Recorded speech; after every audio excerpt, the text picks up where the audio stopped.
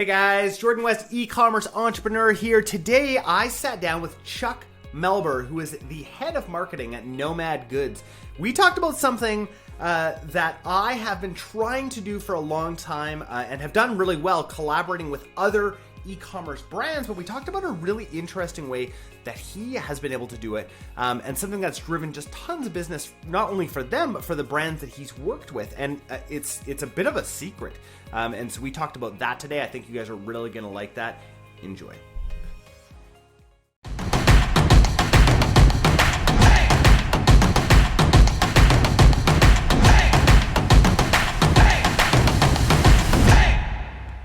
Today's video is brought to you by Mindful Marketing. They use ads to get you off using ads. Most e-commerce brands rely heavily on Facebook and Google ads for the majority of their revenue. At Mindful Marketing, they use paid ads to build you a community of loyal and repeat customers that will exist long after Facebook and Google. So go to mindfulmarketing.co to find out more. Now on to today's episode. Chuck Melber, welcome to Secrets to Scaling Your E-commerce Brand. Jordan, it's great to be here. Thank you so much for taking the time to have me on. Totally. I had a computer update before this happened that literally took half an hour, and I'm like, oh no, I don't know if this interview is going to happen or not. I hear that, man. I've got like a brand new like MacBook Pro, like you can't get any better. And this thing, man, it just bogs down sometimes. We're not going to talk about Apple products today, are we? I mean, we'll talk about Apple accessories at least. Oh, perfect. Okay, Apple accessories. Now you can see I'm like fully appled up everywhere. So I love it, man. It looks good. AirPods Pro are perfect for you there. Oh, they're good. They're great for podcasting. Chuck, for people who don't know about you and your brand, tell us a little bit about who you are and what you do. Yeah, so I'm the marketing director over at Nomad. We're a consumer electronics accessories manufacturer. That's a long-winded way of saying we make cases and cables and batteries and stuff like that for iPhone and Apple Watch accessory, or for iPhones and Apple Watches. Cool. We started on Kickstarter 8 years ago, and we're off and running and doing our thing and just making a bunch of really, really nice products for everyone out there. That's awesome. Can you tell me like what sorts of products exactly are you making? Like, so you're making cases, like what other kind of accessories? So we have cases for iPhone, a whole wide-ranging lineup of straps for Apple Watch. We have some really, really awesome wireless chargers for iPhone, Apple Watch, basically anything that charges with wireless, so Samsung, Google, etc. Some extremely durable and badass Kevlar cables that I think are kind of our sleeper product. Like, no one really talks about Kevlar cables or wants to talk about lightning cables, but they're over-engineered to the max. And what else we got? We also have a lineup of like other just like more classic or analog leather accessories to complement that. So like wallets and passport holders, mouse pads, MacBook Pro cases, etc. Cool. I think what I like going to your website too is that it just matches so well with Apple. It's sexy, like you go to the website and you're like, oh, okay, this is good stuff, right? Rather than like, cases for you or, like these. Yeah, no, I wish I could take credit on that, but the design team and the co-founder have had a very strong hand in the aesthetic that you see there on the site, as well as our packaging and the products themselves. That's great. I mean, really, that's what sells, right? In the end, you can get a message and an offer in front of people, but if it's not a good offer, if it's not a good product, you're not going to really be able to sell. So what I really want to dive into, since you're the marketing guy, I want to dive into marketing. I want to talk about 2020, kind of what's happened for you guys, where some of your growth has been. Let's get into marketing now. What's working in 2021 for you guys? Well, like you said at the beginning of the read, there's definitely a big hat to be hung on Facebook, Instagram, Google. That's definitely a pillar of our marketing platform. But my personal favorite avenue or channel for marketing for us is PR and outreach and getting that earned media to educate customers about our products that may not know about them, or get our products in front of the eyes of customers who already know us, but maybe didn't know about the newest product launch yet. Okay, let's talk about that, because this is something that I've tried to get a PR expert specifically for e-com on this podcast before, and it's actually hard to find. Like for me, I'm like, is this, am I looking for just a general PR person? Well, can you guys walk me through what your PR strategy is? Because I think that'd be super helpful for our audience just to get the wheels spinning, right? Like, what do we do for PR? Like, what's the best way to reach out to people? What are you trying to do? So do you mind, can you walk me like kind of in depth through what that looks like? Yeah, totally. I think something that's going to resonate with a lot of your listeners is the idea of owning your customer. You want to get people off of Facebook or Instagram and into your email list, right? It's the same exact thing with PR and working with the press in general. You want to own those relationships as much as you can. So what does that mean for us at Nomad? Since day one, we've basically bootstrapped our entire PR operation. We've worked with PR agencies off and on when needed, but by and large, we try to do everything in-house. So that means establishing the relationships, finding the right writer or the right podcaster or whatever it may be for the right subject at the right time. So for me, this is earned media. This is earned media right here. Yes, right. Like you coming on here is 100% earned media. You're going to get a backlink. You're going to get people listening about Nomad. People, actually, this is perfect. I didn't really even think about for you. I'm like, this is good for me because this is my podcast. But like, this is okay. My wheels are starting to spin here. So what do you look for when you're looking for like a specific? Let's talk about a writer. Like, what are you looking for in that writer? And then how are you reaching out to them? So in the early days, it was literally myself and the co-founders sitting on Twitter or just sleuthing through our favorite tech publications and finding people that are covering topics that were relevant to our brand. So more often than not, that's accessories people that are just doing accessories reviews. So just spending the time online and digging for the details on those people. So you go to the TechCrunch, you find the writer, find them on Twitter, try to dig up an email address and start doing direct personal outreach. A big thing for us at Nomad is we use our Twitter account largely as a PR arm. It's a way for us to connect with a ton of writers, YouTubers, creators, etc. Because everyone's on Twitter. And you have real, like authentic, albeit very short, conversations with people that give your brand a personal touch rather than just some PR agency that's kind of representing a brand and no one knows who's behind the scenes. Yeah. That totally makes sense. Do you consider influencers is that part of your PR strategy, having influencers, or do you kind of separate the two out? I'd say I consider like YouTube creators as part of our PR strategy for sure. Yeah. Influencers in like the Instagram sense, that's a whole different ballgame, I think. So today is a really good example. We actually just launched a brand new iPad Air cases. So we went through our normal PR rhythm with that, where we reach out to all our existing contacts, or a handful of them at least, a week ahead to get them a sample unit so they can check it out and review the product under embargo.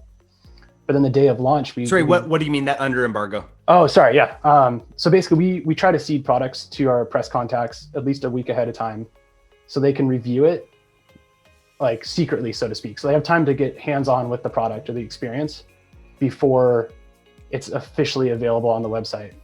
So that way on day one, they're able to write an educated review of the product, having seen it before everybody else. Under embargo is basically like don't share this with anybody until X day and time. Until we tell you, okay. Until we tell you it's okay. And it's a mutually agreed upon thing you set up in advance.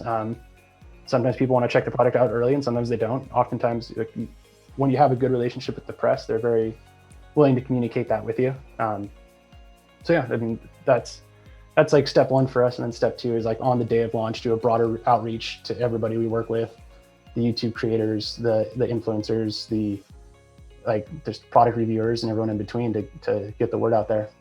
And those like product reviewers, because I'm kind of thinking them like, especially YouTube. I think that YouTube is the height of influencers. Like in my opinion, I absolutely, especially like with reviews. I mean, I'm sure are you paying these people or are you just sending them product and asking them for a review? We have an affiliate program set up that we welcome anybody to join as a way to monetize content that they are creating around Nomad. We haven't done paid placements where it's an explicit contract of here's X amount of dollars to cover this product. Yeah. But at the same time, I also don't set up expectations of I'm sending you this product, so I demand a review. It's more of a friendly conversation. It's here's the product. If it fits into your review scheme or it fits into your schedule, then fantastic. And if not, that's fine because I'm not paying you, so I'm not going to ask you to do something you don't want to do. So you're using their you're giving them like a link from an affiliate program that they can then use if they want, and that's going to track their affiliate sales, and then you automatically pay them. What app are you guys using to do that? For affiliates right now, we're using Pepperjam, but there's a number of different stuff out there. Share a Sale, CJ, Impact. I don't even know. There's probably a dozen different companies. But is that a Shopify integration or what is that? So Pepperjam is its own standalone company. They have a Shopify integration to reconcile data. Okay. But it's not like, it wasn't designed specifically for Shopify. It's its own program on the side. Oh, okay. Gotcha. I mean, sometimes those can be a lot more powerful too, right? Because they're not just solving for that Shopify problem, right? They're solving across everything. And I can imagine for you guys, probably with the volume that you do, it's worth having a solution like that. Yeah, absolutely. I mean, having a third party that can manage all the tracking and the payments and all that kind of stuff is fantastic to have. I can't even imagine if I was trying to manage that tracking data myself on a day-to-day basis or with the team at Nomad. I could tell you, because I can't imagine what that would be like on the e-com side. So I own a few brands on the e-com side, right? And and then also an agency. And at the agency, we'll do partnerships with people, right? And so if we refer somebody, we just have certain little commissions and stuff. It's just a way for us to be able to refer business back and forth. And oh my gosh, it is the worst thing ever to track, because we track it all manually, right? And luckily I don't do that myself. We have people who track it, but it's always wrong.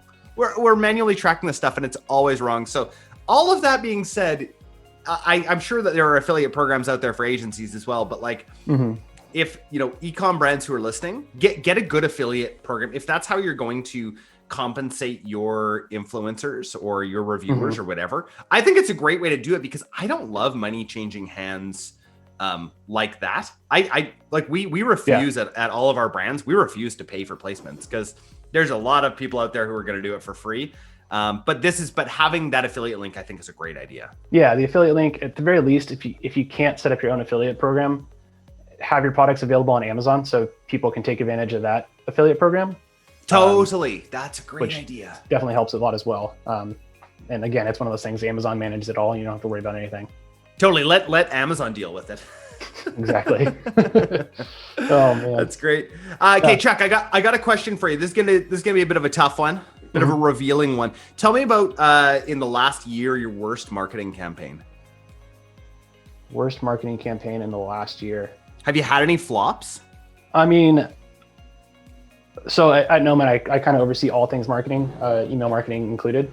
I've had, in the past year, I've done a poor job of updating marketing or email marketing content as it pertains to evergreen campaigns, welcome series, win back series, that kind of stuff. So I think that's that totally falls to the wayside, I think, for a lot of brands. I don't think that's unique, right?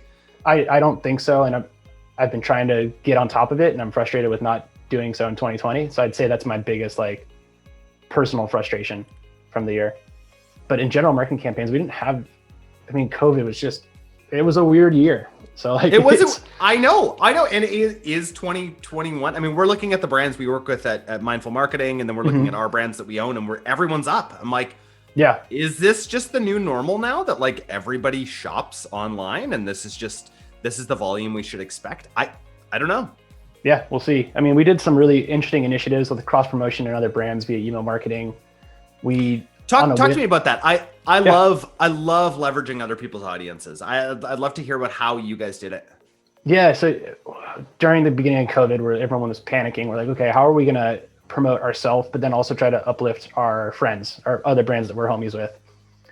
We came up with everyone's working from home and bored and has to set up their home office setup now, because they had never had to do that before for the most part. So we decided, okay, let's launch a work from home campaign where we promote what we feel are the best work from home products. Everyone's going to also offer a similar discount code. I think we settled on 25% or something like that. But for that one, basically what we did is we partnered, I think, with 10 brands. Nomad built out a landing page to highlight all 10 of those brands that then linked out to their websites. We created a bunch of visual assets for email and shared it with all the partner brands. And then all the partner brands blasted out an email promoting this cross-promotional landing page of work from home gear. Okay. Sorry, it's Chuck, kind of a lot just there to one sec. unpack, but yeah. No. I love it because I think what I just picked up that I have been missing and that I've seen missing is that landing page with everyone's. So who gets to pixel that landing page? We hosted it on our site since we did all the legwork. Yeah. We did another Did the brands one. care? Everyone, I mean, we were very transparent about it and everyone seemed okay with it. Or everyone said, yeah, let's go. So Or they didn't realize how much that data is worth? maybe, I don't know. Well, I mean, also it's the legwork too, right? Like if you're putting in the legwork, I just think that's a great idea to host one landing page that has all the offers on it. That's a great Yeah, and then standardizing the offers. Like I said, I think it was 25% off and we all use the same code to make it really easy and transparent for the consumer to go out and shop like multiple sites, but not have to think about, okay, this company's using one code, they're using a different one. It's all the same code. Then there was links to each one of these brands on there. Yeah. And then so I love giveaways. I love Instagram giveaways. I think that they're great. I think, tag a friend, like it's great. It grows Instagram pages. But think of your giveaways differently. Like this to me, this is brilliant. I'm actually going to steal a couple ideas from this because I think that's it's a missing piece where you can really add value to other brands, right? Especially when when you're talking to bigger brands, especially like we at our baby clothing company, we had a conversation this morning with a huge book company, just like a Goliath comparatively to us. But because we came at them with value and we're going to do all the work, their person was 100% on board with it, right?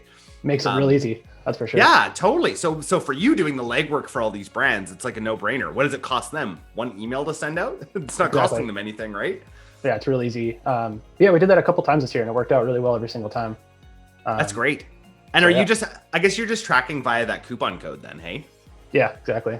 Looking at the coupon code usage and then reconciling that against how many people on our email list use the code. So like if the code was used 100 times, maybe 30 people from our site used it. Great, that's 70 brand new, net new customers that we didn't have before.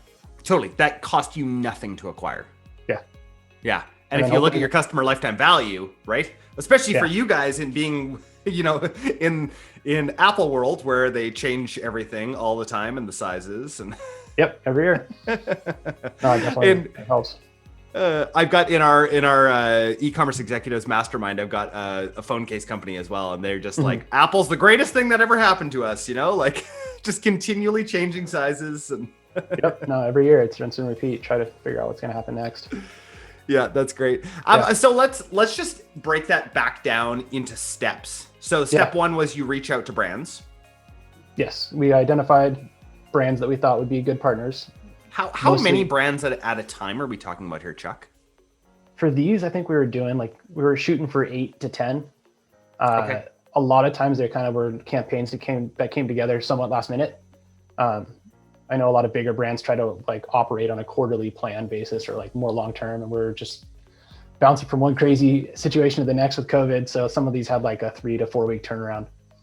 So we'd often reach out to like 16 or 20 brands and settle on 8 or so that could participate. So eight at a time. 8 at a time in each campaign, yeah. Mostly just because it looks really nice on the website to have 2 stacked for a 4x2 grid of brands, more or less. Oh, okay. Cool. I like from that. An aesthetic standpoint. Yeah, totally. So then basically you just have their logo with their offer. Yeah, so we did on that landing page. Yeah, landing page had basically a lifestyle image with a logo superimposed in a 1-sentence description, more or less, of the brand. I love it. The perfect standing desk company or something like that. We didn't partner with a standing desk company, but that would be a good example. That would that would have been a great one. Yeah, if only. But most of the brands we reached out to were people we already had relationships with that make the discussion much easier as well. And it literally is just a quick 2-sentence like, hey, this is what we're doing. Would you like to participate? Great, let's go. It's so easy. It's great. It definitely makes it easy. I think one thing that comes with that though is a suggestion I have for smaller e-commerce businesses is reach out to people or companies that you admire, maybe in your space or adjacent to your space, your market, and just connect with people there.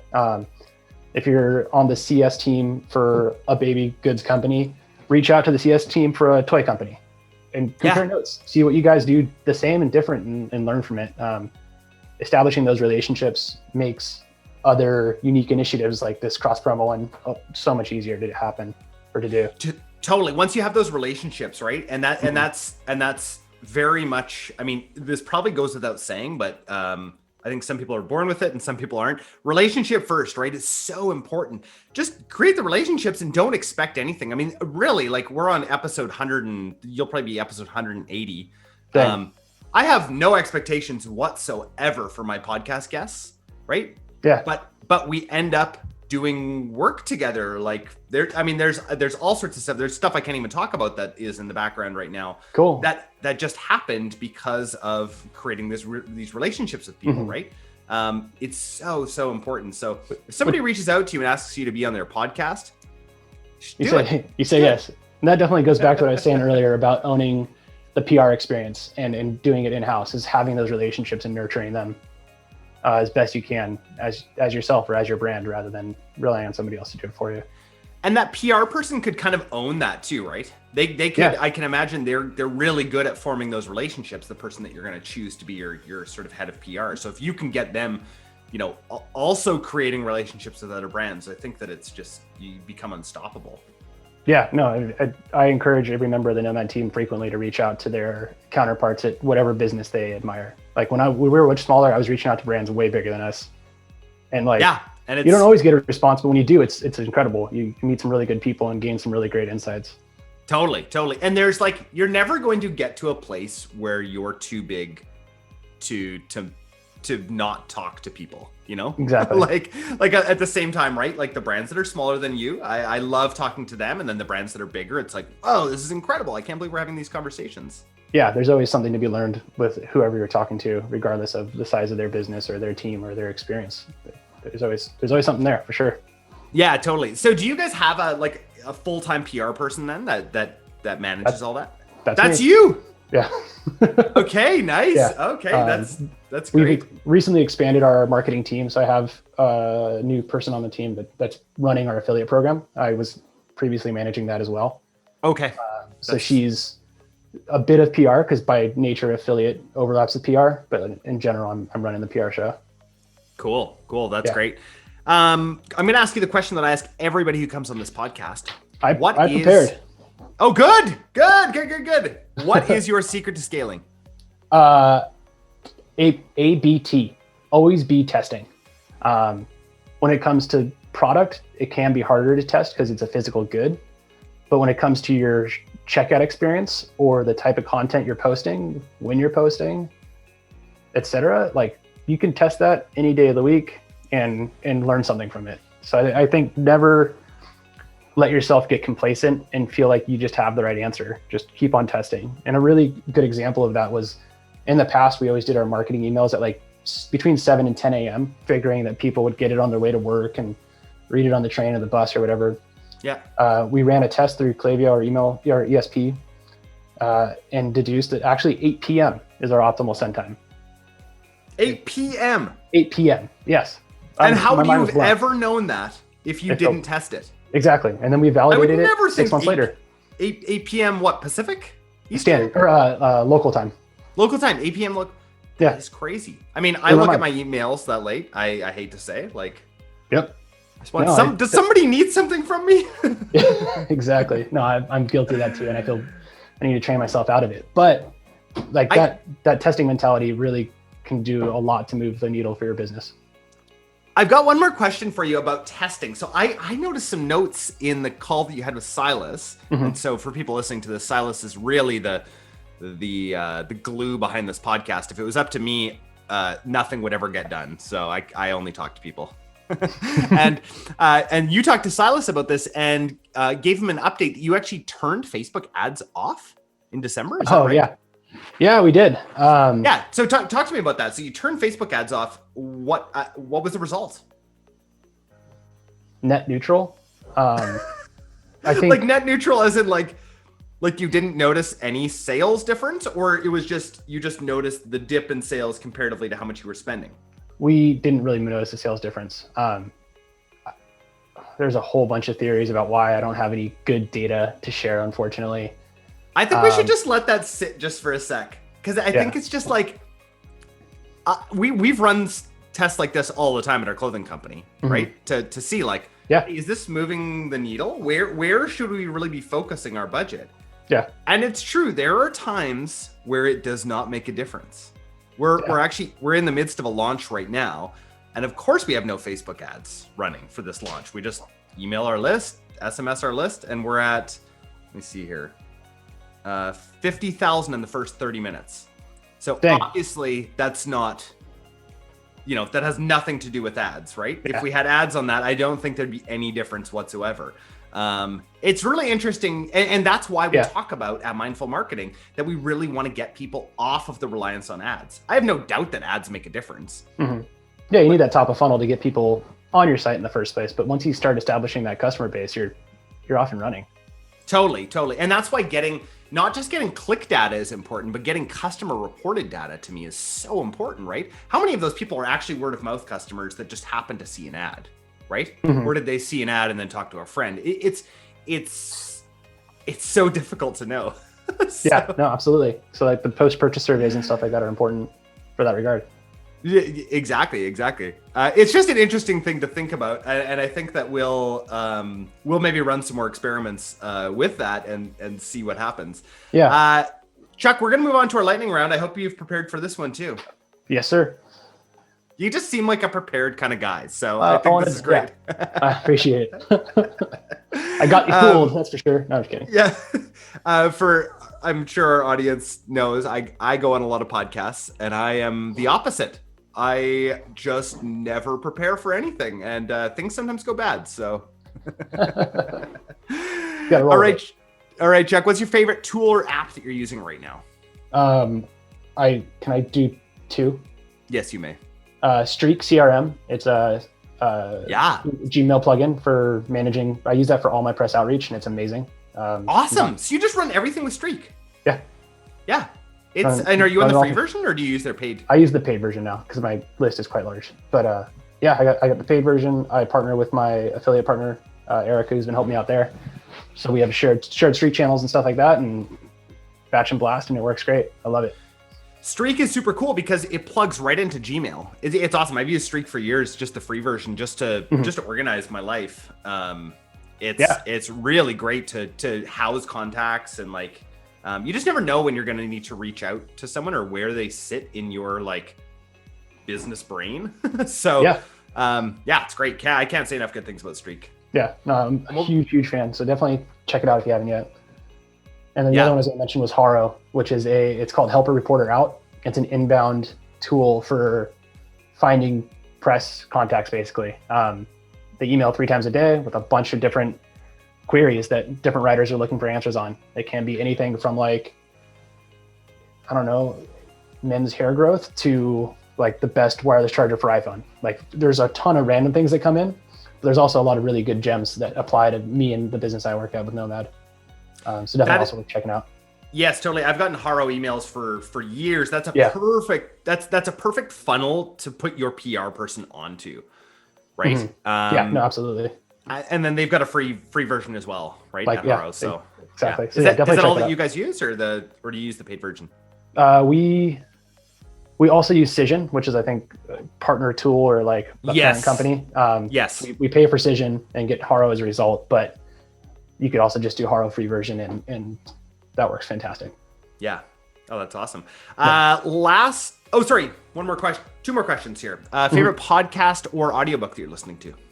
Oh, I just listened to, I think it was called Norco 80 or it was Norco something. It's about the deadliest bank robbery in California history. Cool. And it happened, I think, in the 80s. So I'm pretty sure it's Norco 80, but it's on the LAS podcast group. So definitely check that one out. Nice. Oh, I love that kind of stuff. Yeah. Last question for you. If you could sit down with anybody for an hour, have some coffee, tea, beer, wine, whatever with them, who would it be? Hunter S. Thompson. Who is that? Hunter S. Thompson, the writer. He wrote Fear and Loathing in Las Vegas and all kinds of other crazy books. I've read a ton of his stuff, and he just seems like a crazy character. Unfortunately, he's not with us anymore, so I can't have beer or wine or whatever with him, but he'd be an interesting one to sit down and chat with for sure. That's awesome.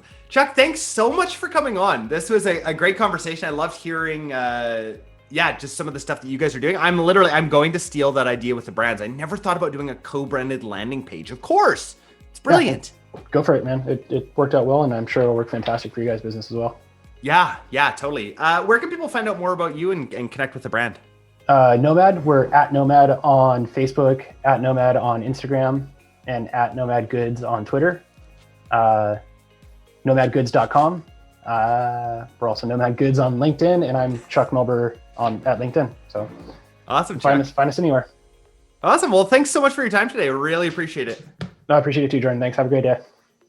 Wait, before you go, in the description, we've got some incredible e-commerce only resources for you to help scale your store from wherever you are into the mid 7-figure, 8-figure, maybe even mid 8-figure range this year. So look in the description below for some incredible free resources that we've given to you guys, and we really want to see you guys succeed.